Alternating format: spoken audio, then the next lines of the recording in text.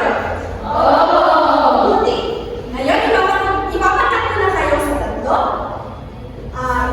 Kayo, 1, 2, 3, 4, kayo ang magiging pangkat 1. 1, 2, 3, 4, kayo ang magiging pangkat 2. At 1, 2, 3, 4, kayo ang magiging pangkat 3. Kung inyong napapansin, meron akong hinahandang mga istasyon sa aking sinilala. Ang pangkat 1 ay pupunta sa istasyon 1. Ang pangkat 2 ay pupunta naman sa istasyon 2. At ang pangkat 3 ay pupunta sa istasyon 3. Kung inyong mapapansin din, ay meron mga kahon sa bawat istasyon. Ang kahon ay naglalaman ng mga activity sheet, ng mga panuto na inyong gagawin. Uli, basahin ng mabuti ang mga panuto na nakalagay dito. Pag natapos nila ang pangkatang gawain, ilagay lahat ng inyong mga ginawa sa kahon at ilagay ang kahon sa aking mesa. Upang maging mutya na kayo ay tapos na sa inyong pangkatang gawain. Klaro ba mga bata? Opo! Meron ba mga tanong? Wala po! Yan, mabuti. Ngayon, pwede na kayo magsimula. Ibibigyan ko kayo ng 10 minuto para gawin ito. Hello! Yan, mahusay at wala akong narinig na kahit anong ingay nung ako ay nasa grade 3. Ngayon naman, hindi nyo mapapansin, ay meron akong mga inilagay dito na mga pangalan. Maaari bang basahin ang mga pangalan? Bahay, pusa, lapis, uwan. Yan, magaling mga bata. Kung inyong mapapansin, ay meron akong inilagay ng mga pangungusap dito. Ngayon, ang inyong gagawin ay pumili kayo ng pangalan dito at ilagay nyo kung saan pangungusap ito aayon. Naintindihan niyo ba mga bata? Oo! Yan, sige. Sino ang gusto sumagot sa unang bilang? Bilang?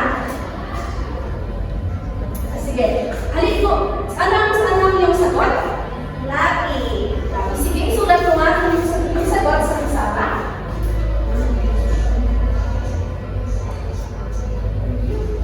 Ayan. Maaari mo bang basahin ang pangungusap upang malamig ng inyong mga klase? Ang lucky ay manulat. Ayan, bigyan ng palakpak si Mila. Tama ang sagot ni Mila. Sunod. Bilang 2. Sino ang sasagot sa bilang 2? Okay, Marjorie. Ano ang iyong sagot? Pusa ko. Sige. Sunod mo nga ang iyong sagot sa bisama.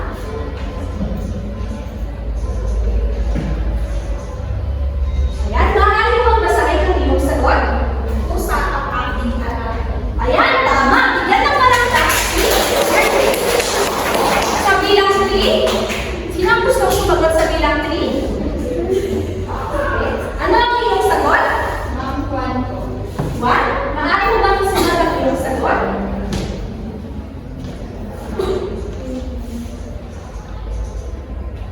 Ayan, sige, basahin mo ang iyong sinagot. Juan ang pangalan ng aking kaibigan. Ayan, tama. Bigyan ng palakpak. Ang sa ating pahuli, bilang sino ang gusto niya, Shawi? Ano ang iyong sagot? Ang bahay ko. Bahay. Maaari mo bang sulat ang iyong sagot?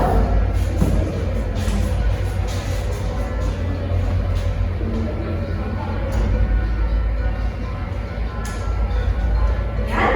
Maaari mo bang basahin? Malaki ang bahay na aming tinitirahan. Ayan, tama. Bigyan ng palakpak ito. Ayan. Maraming salamat sa mga sumagot. Muli nga natin basahin ang mga pangungusap. Ang lapis ay manulat. Pusa ang aking alaga. Juan ang pangalan ng aking kaibigan. Malaki ang bahay na aming tinitirahan. Yun naman ako ay magtatanong ng ilang mga katanungan. Ano-ano ang ginamit ng inyong mga klase upang mabuo ang pangungusap? Yes, Ginaline? Ang pangalan. Ayan, tama. Pangalan, tulad na labis, pusa, wan, at bahay.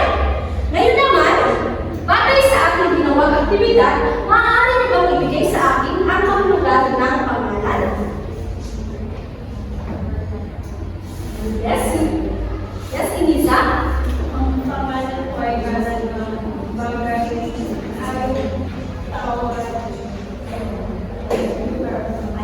Magaling, Eliza. Maraming salamat. Ano ulit ang pangalan? Pangalan ay ngalan na? Tao, tayo, bagay, lugar. Tama, magaling mga bata. Yan. Ngayon naman, meron akong hinandang sa kanta. Gusto niyo ba yun? Ayan. Ngayon, pumili kayo ng tulong kapares sa ating magiging kanta. Ay,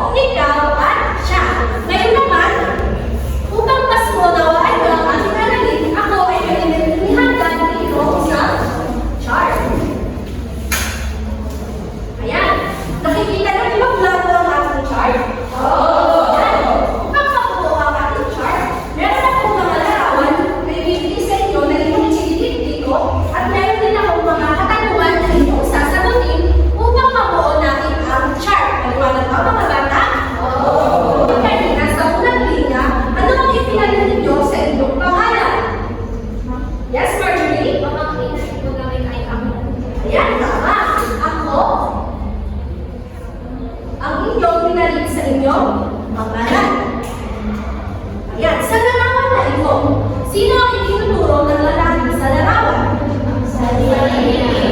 Kanyang sarili. Tama. Maaari ko bang tawagin si Mina upang ilagay ang larawan sa baba ng ako? Makita natin.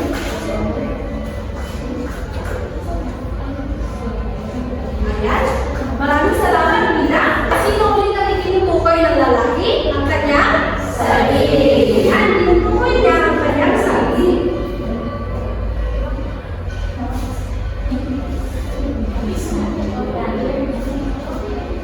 Ayan. Sa pangalawang linya naman, ano ang pinalit nyo sa pangalan ng inyong kasama? Yes, shall we? Ayan, tama. Ayan, base sa larawan na aking hinahawakan, sino ang itinuturo ng babae? Mayra? Ayan, ang kanyang kausap o ang kanyang kasama na lalaki. Maaari mo bang ilagay ang larawan sa baba ng ikaw, Mayra? Ayan, sino na ulit ang itinutukoy pag ikaw ang ginagamit? Kasama o kausap. Ayan.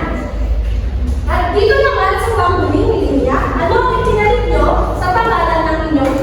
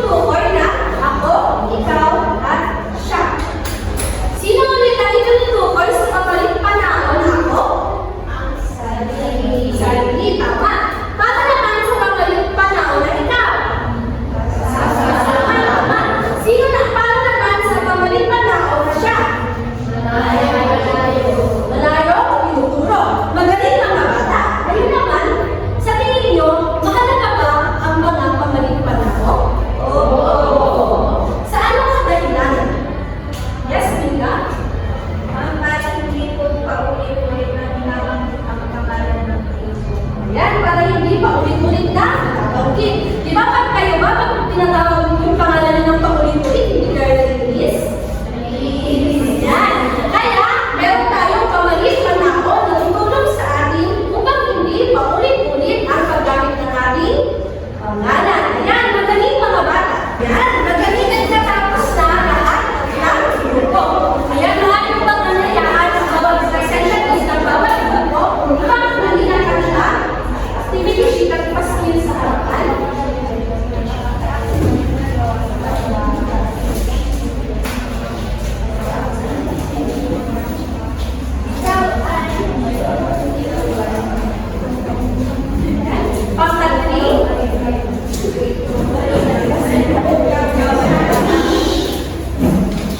Gawin ng activity ang inyong mga aktibidad.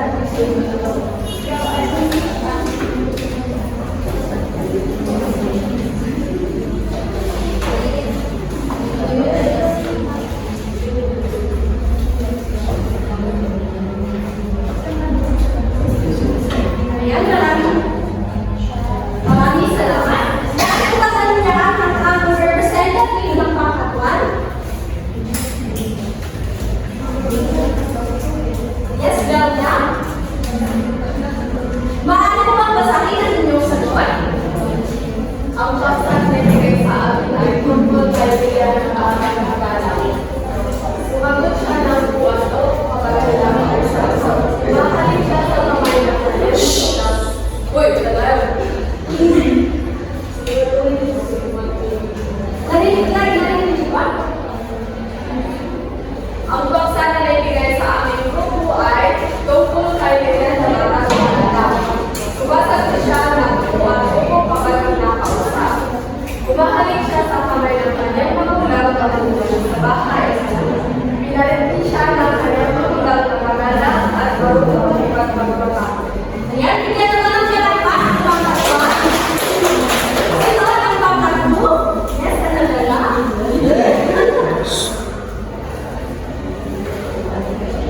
Ang paksa na nagbigay sa amin ay tungkol sa ang kaalaman ay kailangan tingala. Ang iba't-ibang pagkalimas sa kaalaman ay ang araw ng kalayaan ay hindi nakulong. Namig dalawa. Buwan ng Hulyo ay buwan ng Krisyon. Pangatlo, pinagsusuot ng masuot ang Pilipino ang mga mag-aaral sa buwan ng Hinahulihan.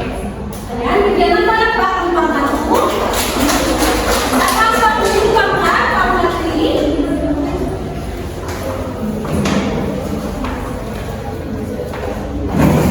Ay ang sa ay tungkol sa ang aso ay may tutuin na maputi at pagkapan. Ang aso ay nagbabantay at dumaan sa ating tahanan.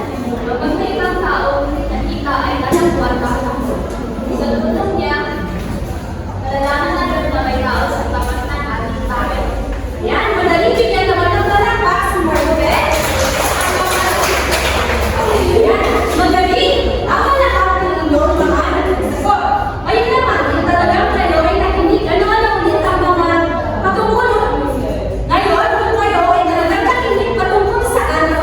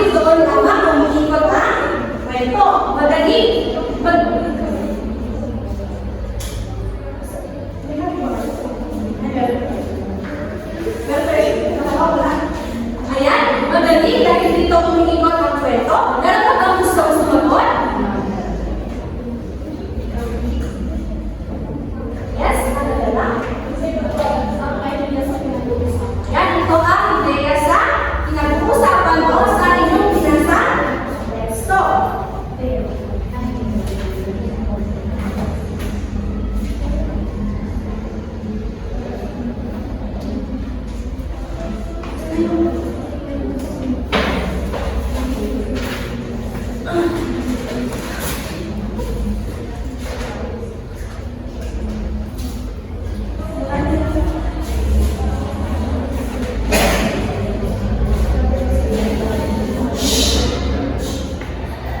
magaling, grade 3. Tama lahat ng inyong mga naging sagot.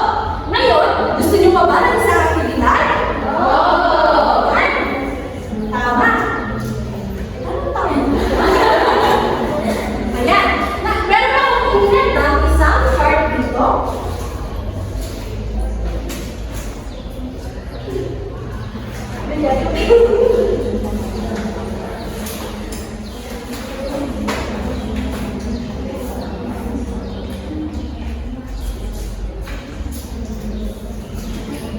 Ayan, meron akong hinihanda isang chart dito. Ang inyong gagawin ay bibigyan ko kayo ng worksheet. Ayan, kumuha ng isa, ipasa sa inyo.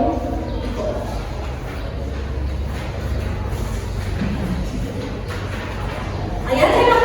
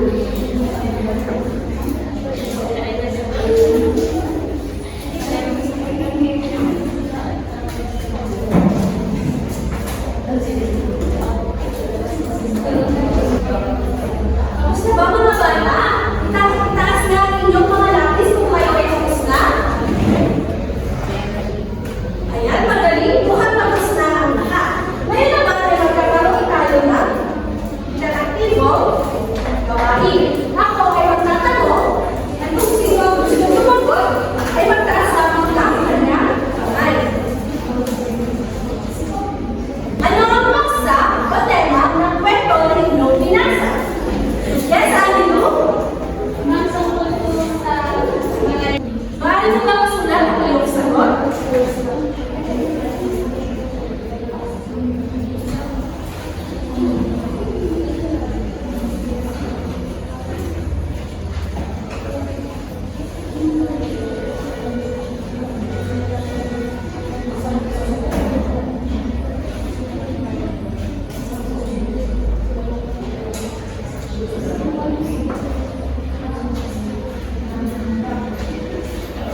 Ayan, magaling. Maaari bang pakibasa ang pagsahod